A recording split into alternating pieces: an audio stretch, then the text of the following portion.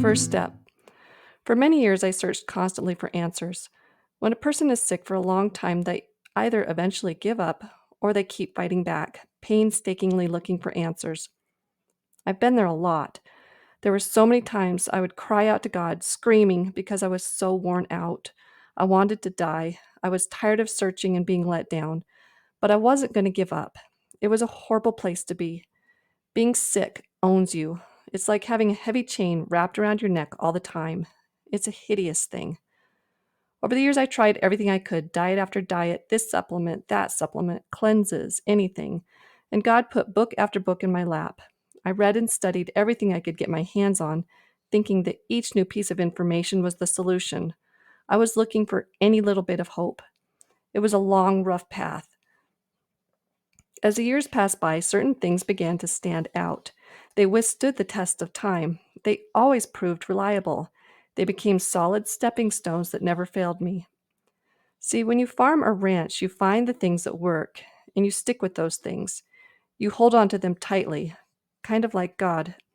Your life and the lives of your animals literally depend on these things. You have to find what works. When I used to run a food co op in a little health food store, I was amazed at all the products companies were trying to sell me, saying they were healthy. They weren't. This really bothered me because these things weren't cheap, and I especially didn't want my friends and customers wasting their hard earned money and time on false hopes. I couldn't do that to them. I saw too many people suffering. I wanted to give them facts, real health, and that's what I wanted too. Over time, I began to see that what a person eats or doesn't eat is huge, which is funny because I used to be proud of the fact that I would and could eat anything. I wasn't picky. I just liked to eat. Boy, did I get some lessons in this arena. Just because you can eat something doesn't mean you should. So let me ask you this. Why do you eat? Is it because you're hungry and you just want something to put in your belly? If that were the case, then why don't you just pick up a pillow, rip it open, and eat the stuffing on the inside? You'd be really full, stuffed in fact. What about eating pebbles or sand? You could eat a bunch of sand and be really full too. Obviously, eating pillow stuffing and sand would be disastrous. Why?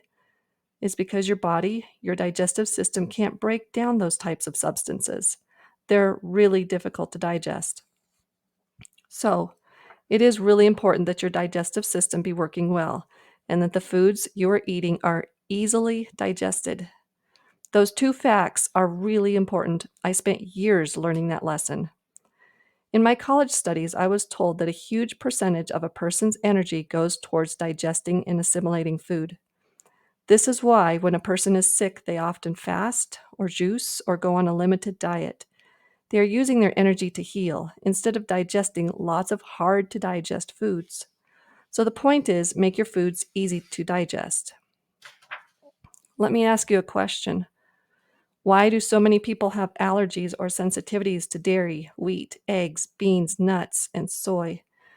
I personally believe it's because they're not prepared correctly. And your body is simply saying, "What are you putting in me? I can't digest this stuff." It's similar to eating rocks again. So the secret is to break down your food. Why make your digestive system do all the work? Sometimes it can't. That only depletes your energy and makes you sick, tired, weak, and older faster. A lesson that I learned from growing up on the ranch was from watching the animals. The horses, cows, chickens, and goats could eat the whole grains and alfalfa hay, but we humans sure can't do that.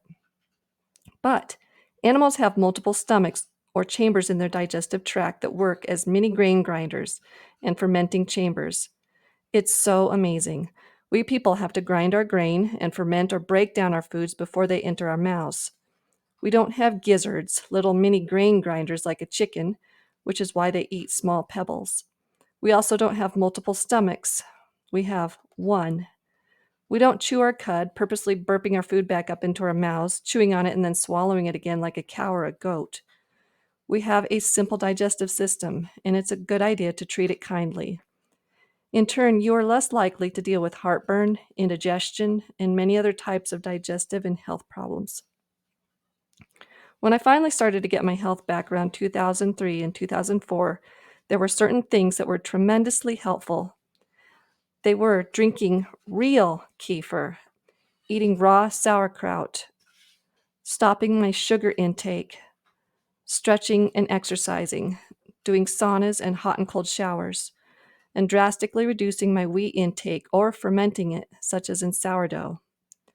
Nowadays, I've learned so much since then, but those things continue to be a part of my daily regimen. They are solid stepping stones.